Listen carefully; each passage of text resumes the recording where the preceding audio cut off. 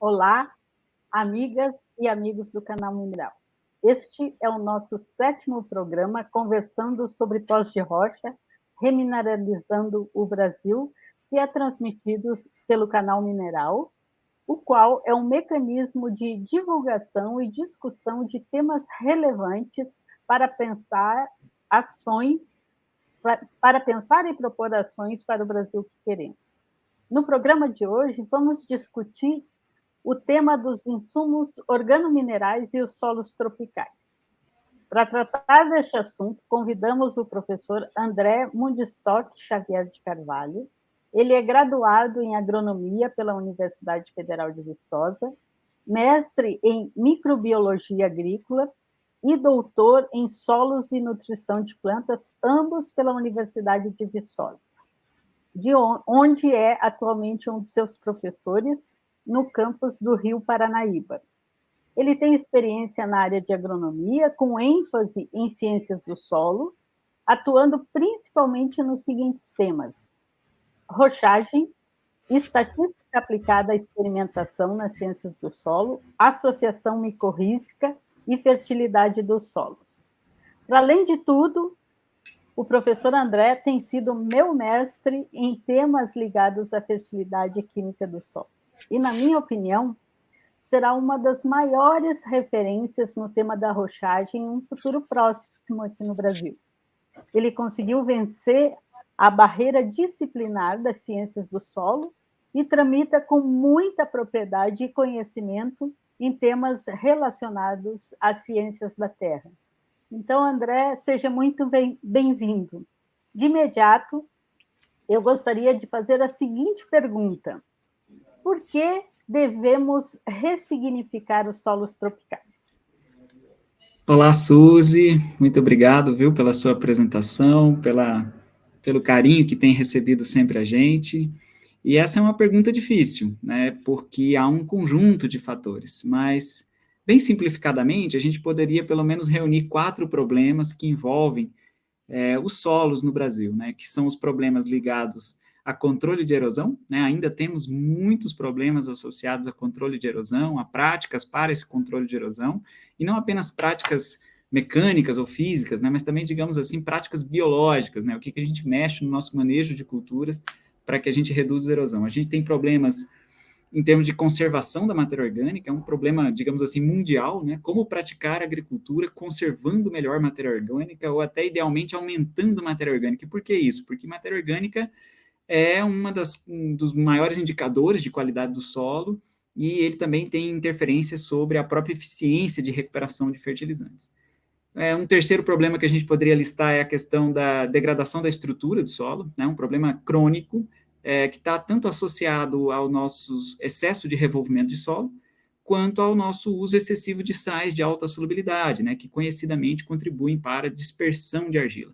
A dispersão de argila é um problema seríssimo em termos de qualidade do solo, entope macroporosidade, diminui a infiltração de água, diminui a recuperação de certos fertilizantes, especialmente do fósforo e tudo mais.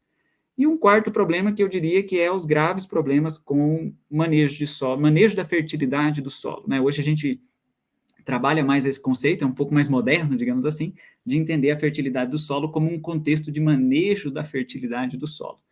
E por que eu digo que nós temos grandes problemas de manejo da fertilidade? Porque nós temos ainda muitos mecanismos de perda acontecendo, baixa eficiência de recuperação de um modo geral, tá? Nós temos aí níveis de eficiência de recuperação de potássio que dificilmente ultrapassam aí 70%, de recuperação de nitrogênio que também raramente ultrapassam 70%, de recuperação de fósforo aí na ordem média de 30%, 40%, em algumas culturas chegando a menos de 10%, 5%, né? Então é assustador pensar em tamanho nível de desperdício.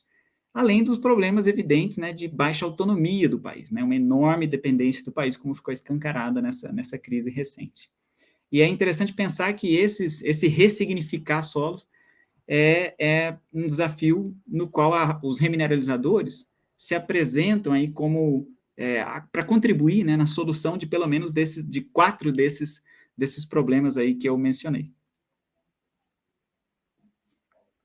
Perfeito, André. Nossa, muito boa esse seu passeio transversal aí para nos mostrar outras possibilidades, os problemas e as outras possibilidades.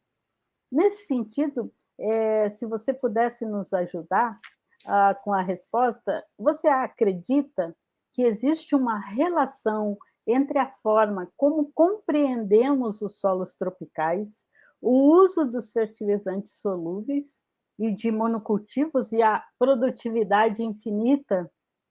Nós temos opções. Quando eu digo produtividade infinita, eu quero lembrar que a busca primária de todo agricultor é produzir, produzir, produzir sempre mais. Tem um limite, como tudo, né? Então, temos outras Perfeito. opções? Essa também é uma pergunta bastante ampla, né? Há um conjunto de fatores associados a isso tudo, mas sim, esses aspectos que você mencionou estão mesmo interrelacionados, né? E é bastante curioso como que a gente tem discutido, né, a eficiência produtiva, basicamente ou quase que exclusivamente apenas do ponto de vista da eficiência por unidade diária, né? Eu insisto muito nesse raciocínio, né? A gente tem um paradigma a ser rompido, que é essa discussão quase que exclusiva de eficiência produtiva por unidade diária, né? A famosa produtividade.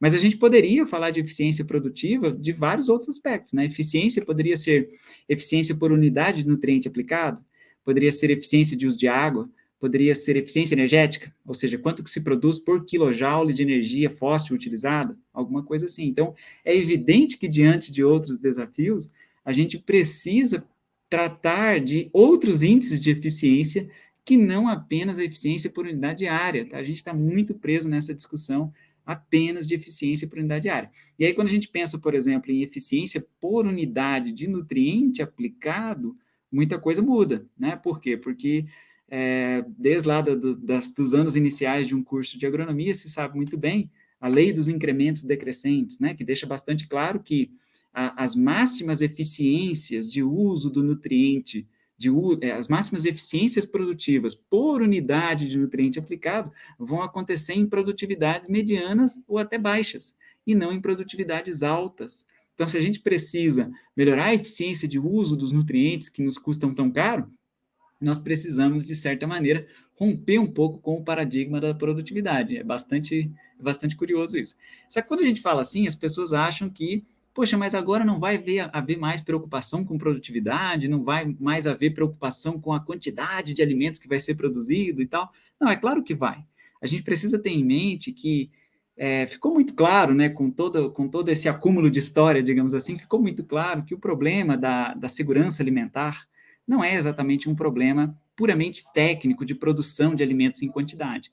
É muito mais um problema gerencial, é muito mais um problema de estrutura fundiária, é muito mais um problema de desigualdade social do que exatamente um problema de abastecimento alimentar, né? Hoje nós temos mais obesos e pessoas com problemas de deficiência nutricional do que famintos. Hoje nós temos enormes estoques de alimentos em diferentes países e, simultaneamente, fome. Então, ou seja, ficou claro que a gente precisa definir novos rumos para a produção de alimentos, para o setor agrícola, e esses novos rumos incluem entender outros índices de eficiência. Isso é muito, mas muito importante mesmo. Então, assim, as nossas opções não são opções tão simples, mas elas passam por aspectos relacionados a isso, a inovações que precisam ser feitas no sentido de entender como melhorar a eficiência produtiva por unidade de nutriente aplicado, por unidade de energia externa aplicada, e assim por diante, né? E aí a gente poderia discutir vários aspectos tecnológicos aí, incluindo os remineralizadores. Os remineralizadores, eles são parte, né, eles são um componente tecnológico que vão ajudar a resolver esses desafios, não isoladamente, percebe? Não é uma tecnologia isolada que vai se apresentar como solução mágica para os desafios da agricultura, mas ela é uma importante tecnologia que pode auxiliar a gente a encarar esses desafios do futuro. Eu sempre digo que a rochagem, o uso dos remineralizadores não é e não será a salvação da lavoura, né? Ou do processo produtivo. De toda forma, a gente tem que ter em mente que é uma oportunidade, é uma rota tecnológica que se apresenta importante para a nossa realidade de país insumo dependente, de país tropical, que tem solos diferentes não são melhores nem piores do ponto de vista de uso para produção do que qualquer outro solo. A gente precisa, e você como professor, né, está aí na ponta, talvez ensinar aos nossos estudantes de que os solos tropicais têm o seu valor, por isso ressignificar os nossos solos. Perfeito. E falando nesse sentido, você poderia nos dizer por quê? Porque esse programa, obviamente, que trata de remineralizadores, mas a gente tem que inserir a questão dos bioinsumos, porque essa rota tecnológica também está disponível para a agricultura brasileira. Então, quando a gente coloca bioinsumos e remineralizadores como opções, você acha que essas opções podem suprir as necessidades da agricultura brasileira? E o que isso pode significar para o futuro produtivo do nosso país? Perfeito. É um desafio tão grande, né? Melhorar a autonomia do país em termos das suas fontes de nutrientes é um desafio tão grande que eu não acredito que no curto prazo a gente tenha condições de substituir o modelo atual por um modelo baseado apenas em bioinsumos e remineralizadores. Eu acho que isso é uma transição que vai se fazer em mais longo prazo, mas é muito importante a gente ter um bom domínio, digamos assim, tecnológico, o saber como fazer, né? E divulgar suficientemente bem essas novas possibilidades para que até mesmo o agricultor vá acrescentando as suas experiências, acrescentando a sua riqueza de observação a esse processo dinâmico e, de certa forma, coletivo de construção de novos conhecimentos, novas tecnologias, novos manejos na agricultura. Né? E, com certeza, eu acredito que o setor dos bioinsumos que tem mais potencial de interagir com o setor dos remineralizadores a questão das plantas de cobertura, a questão do manejo da adubação verde, conciliado com o uso de remineralizadores. Por que eu falo isso? Porque hoje se pensa muito nas plantas de cobertura, nas espécies de adubo verde, como plantas que permitam ciclar bem nutrientes, né? Ciclar nutrientes de camadas mais profundas, ciclar nutrientes que já estão em formas menos disponíveis para as culturas comerciais, plantas que fixem nitrogênio, plantas que permitam cobertura de solo, aumentar a matéria orgânica, controlar nematóides, diminuir a população de certos patógenos e assim vai. E mais um desafio, que é plantas que permitam acessar melhor o nutriente que está nessas formas menos disponíveis dos remineralizadores. Então, surge todo um novo espectro aí de busca por plantas de cobertura que sejam mais eficientes em acessar o nutriente menos disponível que esses remineralizadores têm, se comparado aos fertilizantes de alta solubilidade.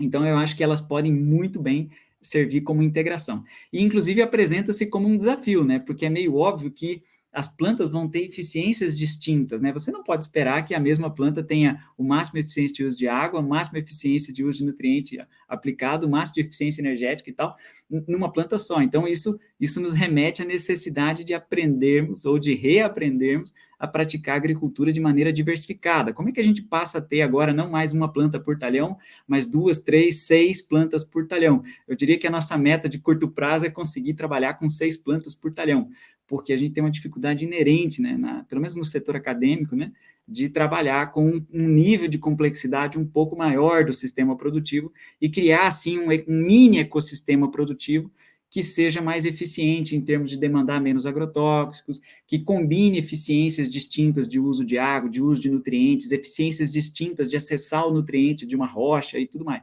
Então, eu acredito que o nosso caminho está muito nesse sentido. Bioinsumos, mas qual bioinsumo? O bioinsumo é planta, né? Como trabalhar com uma maior diversidade de plantas, como selecionar plantas mais interessantes para fazer essa melhoria desses diferentes índices de eficiência, incluindo a capacidade de acessar nutrientes de remineralizadores. Acho que esse é um potencial muito grande. E o melhoramento também se coloca também como, de certa forma, um potencial. Por quê? Porque vai passar a ter metas de melhoramento de plantas, melhoramento tradicional mesmo, onde eu vou começar a selecionar plantas que tenham mais rusticidade, que tenham mais capacidade de acessar com eficiência o fósforo de um remineralizador, o potássio de um remineralizador e assim por diante. Eu acho que esse é um bom caminho para nós discutirmos o contexto dos bioinsumos. Isso não quer dizer que não haja importância para a gente falar em até em introdução de micro-organismos, introdução de organismos benéficos que sejam capazes de melhorar a disponibilidade dessas novas fontes. Mas eu acredito que o ponto central nessa discussão é a planta, porque afinal a planta é a grande mãe, digamos assim, da biodiversidade microbiana do solo. Afinal, a planta é o principal produtor primário no solo. André, isso me lembra um pouco a discussão que é recorrente nesse tema dos remineralizadores, que os agrônomos visam a planta e você, de certa forma, está repetindo essa hipótese, né, de que a planta é o mais importante. Ela seria o elo central entre todos as interações, né, do sistema. Perfeito. E muitas vezes eu digo, baseado muito em Ana Primavera e também nas conversas com você, que a gente deve visar o solo que é a estrutura de sustentação dessas plantas. Então, nesse sentido, eu acho que a interação de um novo solo, da reconstrução do solo, com bioinsumos, com remineralizadores, é um caminho a seguir. E, bom, de toda forma, te agradeço muito e, claro, você tem a palavra sempre. Eu queria emendar nesse comentário, sim, eu acho extremamente importante a gente reconceituar de que é um solo de qualidade, é um solo fértil que vai permitir um adequado crescimento de plantas. Sim, eu acho que inclusive esse é um paradigma na área de fertilidade do solo que está sendo reconstruído, porque há pouco tempo atrás o discurso dominante era o discurso de que deveria se adubar a planta e não se adubar o Sim. solo. E isso, aos poucos, está modificando. Muitos agricultores já compreenderam que você tem que construir um solo de qualidade para que você espere ter um bom crescimento de plantas saudáveis e tudo mais. Mas o que eu quero dizer do ponto de vista dos insumos especificamente, às vezes muito mais interessante do que introduzir um coquetel microbiano para melhorar a biodiversidade de micro-organismos no solo, talvez seja mais interessante você entender que se você introduzir um coquetel de plantas distintas no seu talhão, essa microbiota naturalmente vai encontrar um ambiente de crescimento, de permanência nesse ambiente solo, né? Porque afinal o próprio solo foi criado por plantas, né? A gente não pode esquecer disso, né? Que o principal interessado na criação de um solo de qualidade, na criação de um horizonte superficial de qualidade foram as plantas. Sem elas não haveria esse horizonte, né? Então é importante entender que as plantas têm um papel chave nisso. Muito bom, excelente. Muitíssimo obrigada, André. Eu espero que você possa voltar no futuro no nosso programa, porque eu gostaria muito que você contasse e explicasse para as pessoas a forma que você vem dando aos tratamentos estatísticos, que é um paradigma fundamental na agronomia, e você propôs uma nova forma, um novo programa para fazer tratamento estatístico, e eu gostaria que, no futuro, você pudesse vir nos contar um pouco mais sobre isso. Muito obrigada. De nada, eu que agradeço a oportunidade, parabéns pelo trabalho no Canal Mineral. Tchau, pessoal!